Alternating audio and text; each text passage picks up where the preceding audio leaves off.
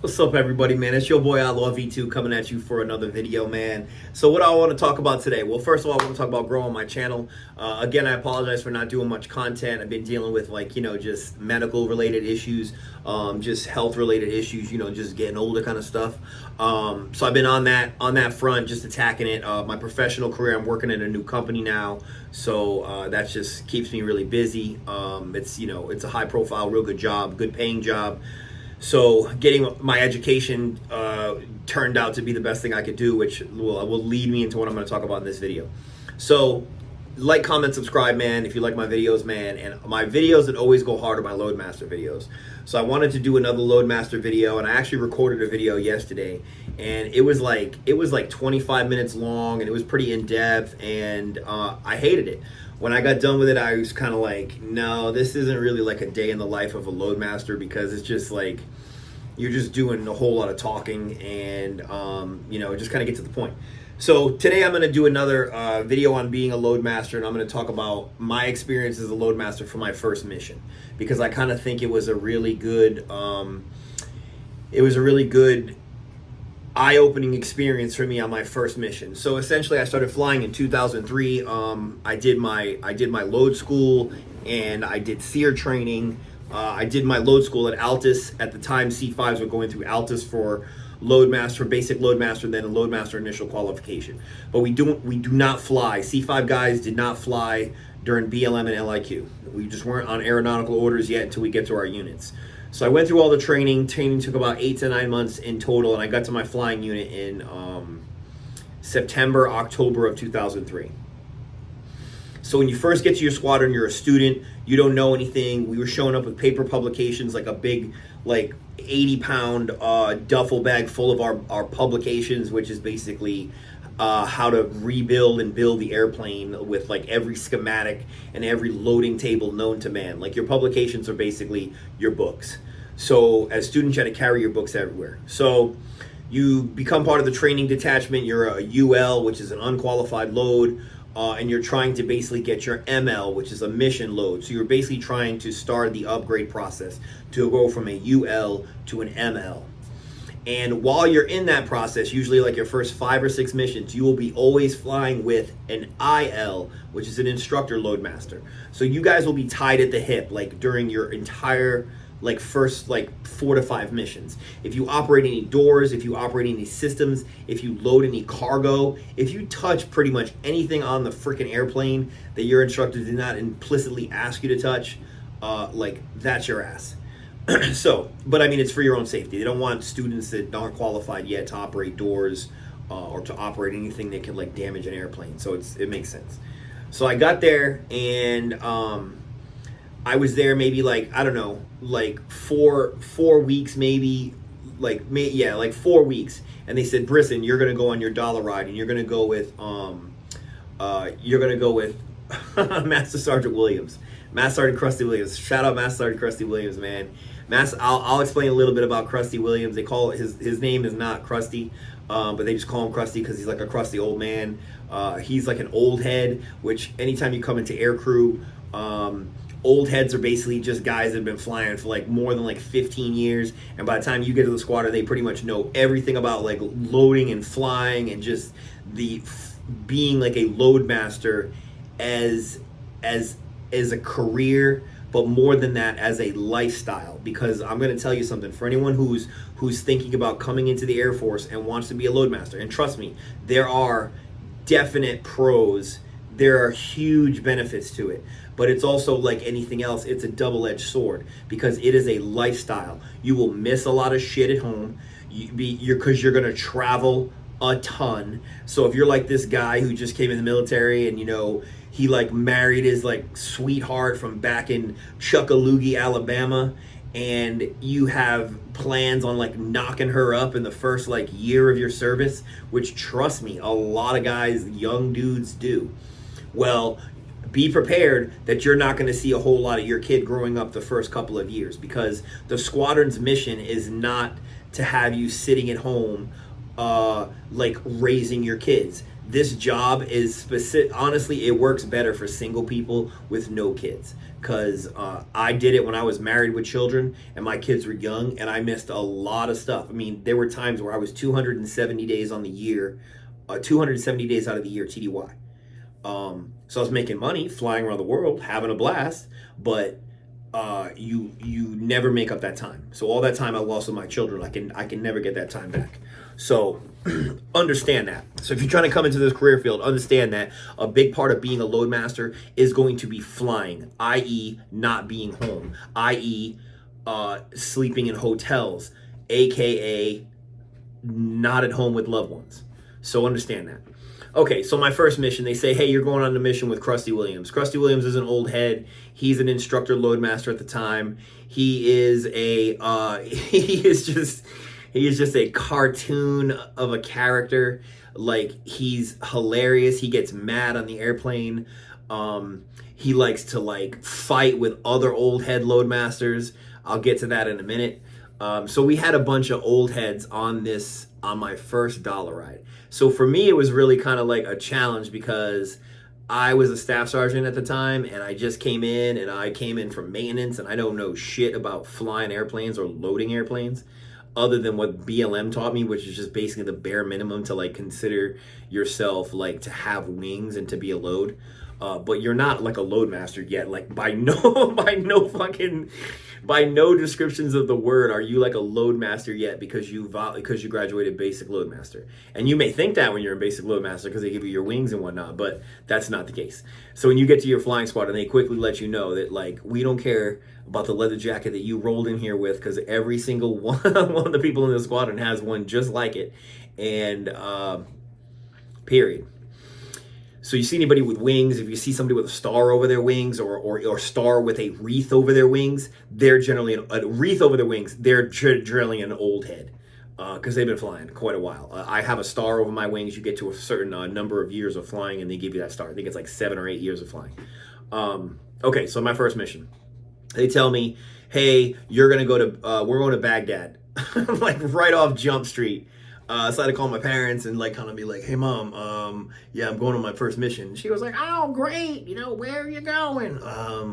Well, we're gonna kind of go to Baghdad. And she's like, oh Jason, let me have you talk to your father. Like it was one of those, because I was going to Baghdad. But I was psyched up. I was like, fuck it, like let's ride. I was super excited to go. We were transiting. We were going to Salt Lake City, Utah. We're going to I think we're going to Hill Air Force Base in Utah to pick up these gigantic containers. Okay, so the crew complement of the people that we had on the plane. Again, I had Mike Rowe, who is the only loadmaster to this date that I have ever seen that refers to himself in the third person when he talks about himself. Like he won't say I did this, he'll say Mike Rowe did this. He's like dudes that you meet during your career on the airplane. Like I'll never forget these dudes. Like shout out my old heads, Krusty Williams, Mike Rowe. I'm gonna try to send this video to them somehow on Facebook so they can laugh about it. But we went to Salt Lake City. Apparently, when we flew in there we had a chaplain on board, which is weird for me because when they put a chaplain on board, I was like, fuck, like why is this guy here? Like he's just like along for the ride, and that's honestly what he was. But it was a chaplain on the plane, like, and I saw him on the crew orders, and I was just a newbie, so I don't know what the fuck a chaplain would be on there for. But I'm like thinking to myself, like, is this mission fucking destined to fail, or are we going down? Like, is that why we need this guy? Well, apparently the chaplain. The first thing funny happened on the mission. We're coming into Hill Air Force Base. If you've ever been to Hill has these gigantic mountains on each side of the runway, and they get these crazy crosswinds. I was in the back. I didn't feel anything that would be like that I didn't think was non-standard, but apparently they had to like stand on the rudder to get the plane because the plane was like side. It was like hitting crosswinds, so it turned the plane on the runway, and we were apparently like just flying on the runway like this. And he had to stand on the rudder to get the fucking nose swung around so that we could land. And apparently, the chaplain about shit himself. Like I said, I didn't feel nothing. I was in the back. I guess I wouldn't have known because if you can't see out the windows, you don't know which direction you're flying in. But apparently, it scared the crap out of the chaplain.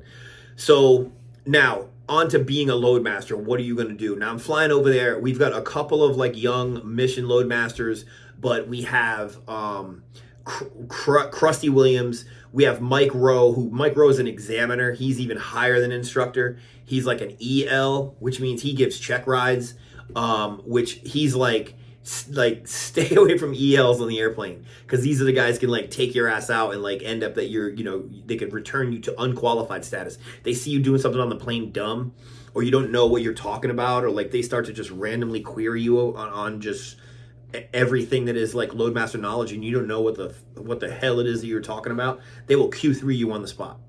But that's neither here nor there. So we have a seasoned bunch of professionals on this airplane that have been flying for like a combined time of probably like 40 years, or like 35 at least. And a lot of it had been all on C5s. Like Mike Rowe was always on C5s. Krusty Williams came from something else, but he was a C5 guy for a long time. So when we landed at Utah, all of a sudden one more loadmaster jumps on board, and he's going to be with us as part of our crew. And he works at Scott Air Force Base in some special missions unit division of of the TACC. So he gets on board, and they all know each other. They're all old heads, so they kind of like hug it out and stuff like that on the airplane. And then apparently what he was brought on the airplane for is because for his knowledge, and he's the one that contracted this cargo that we were going to take to Baghdad in the early stages of the war. We were going to take this stuff to Baghdad, and it was like super sensitive, super squirrel top secret shit. I know what was in it, but I signed a non-disclosure agreement. I know what was in the cargo because they told me what was in the cargo. But as far as what I'm describing here, I'm just going to describe the weights and what everything was. So we show up and we get ready to upload all the cargo, because like the plan for that day was going to be that we took off and we fly to Germany. So the leg for the day was Travis to Utah, and then Utah to Germany. So these 60K loaders roll out, and I kind of was like off outside the airplane at the time, and we had knelt the airplane to level kneel. We opened the doors. The back doors were open. We were not gonna load through the front, only loading through the back. And I see what they're bringing out, and they're a 60K loader. So a 60, we call them tonner loaders. It's a 60,000 pound loader of a vehicle, and it can have 6 pallets on it. Okay, it's called a 60K because each pallet weighs around 10,000 pounds, and it can have 6 of them. Okay, well it had a T6 on it, which is basically 6 pallets that are connected. And what was on each one of these, there was 4 60Ks, and they were full because they each had a T6 on each of them, and they were nearly in between 48,000 pounds to 50. I think the heaviest one was like 50,400 pounds. And they brought them in, and that's what we were going to load. They were these sea vans. Like, have you ever seen those on ships where they like crane out these gigantic nautical containers? There were those. There was 4 of them, and it was about 207,000 pounds of cargo going on this airplane. And these things are tall, and they are as wide as our rail system is, like just by like a marginal inch. Not to mention, these things, one of them weighed 50,000 pounds, which means it needs to have like 150,000. We need 2.5 G's. So if it's 50,000 pounds, 2.5 G's would be 150,000 pounds of forward restraint. So there's chain gates all over these things. Like, it's chained to the pallet. And it's on dunnage. It has wood to keep the pallets from like just bowing from the weight. So I see these things and I'm like, oh my God, like that's what we're gonna load. And that's why there's all these old heads on the airplane, right? There's a bunch of old heads on the airplane because they needed these guys, because they were probably the only ones that could probably load this thing on the floor of a C5. So basically what we did is we opened up the logistics rails. We flipped all of our rollers up because this is a pallet. It's a palletized piece of equipment. And It's on a T6. The thing about loading a T6, however, is that no amount of manpower is going to, is my dog, no amount of manpower is going to push a 50,000 pound pallet. So we needed to winch that thing into the rails. Now here's what I'll get into the point about becoming a loadmaster. Now, I didn't load not one of those things because I was a student loadmaster on my first mission. But it allowed me to see what loadmasters really in the field do. There's a lot of travel with this job. There's a lot of esprit de corps and a brotherhood with this job. Like I still have friends that are loadmasters and we all still talk. You get wings, you always have wings. But one of the things about being a loadmaster is that you are going to have to you're going to be the on-scene expert in putting things onto airplanes that you wouldn't normally imagine you could put on an airplane and actually physically get it into the air. And that goes for my 130 guys, C-17 guys, C-5s. C-5s, the difference is the C-5 is the biggest, C-17 is the middle guy, and C-130 is the small guy with the propellers. Now, the C-5 has the most cargo carrying capacity. The C-17 can get into more places. It's a little bit smaller. It's a little bit more. It's highly powered. It's newer, so it doesn't break as much.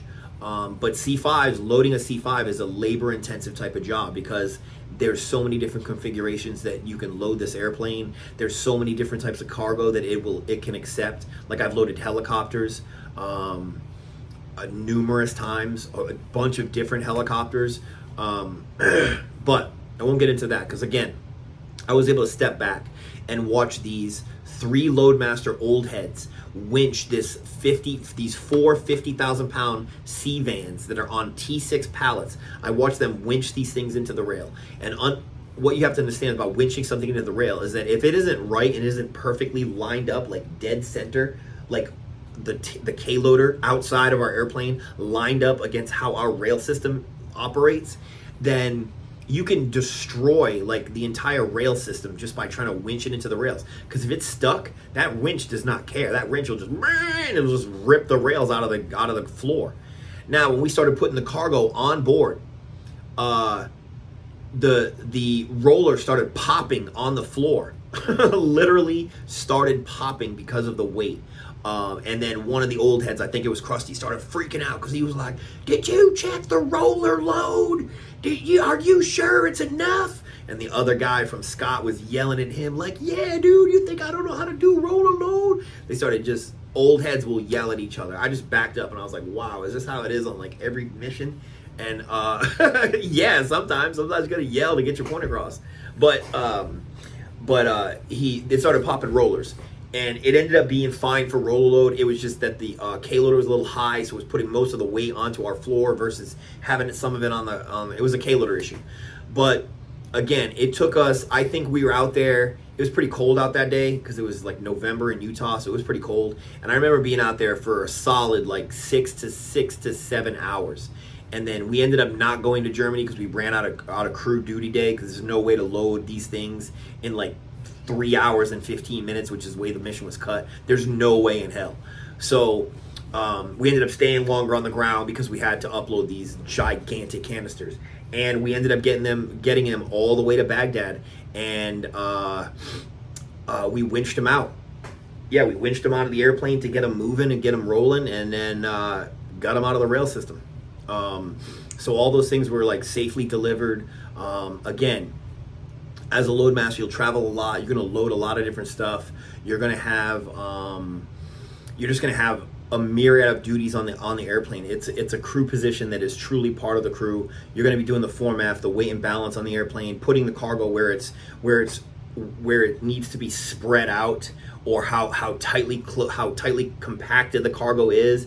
You'll go off a load plan, but sometimes load plans don't work in the real world, and you have to adjust. So you are the on-scene person on everything that is associated with loading that airplane and carrying cargo and or passengers.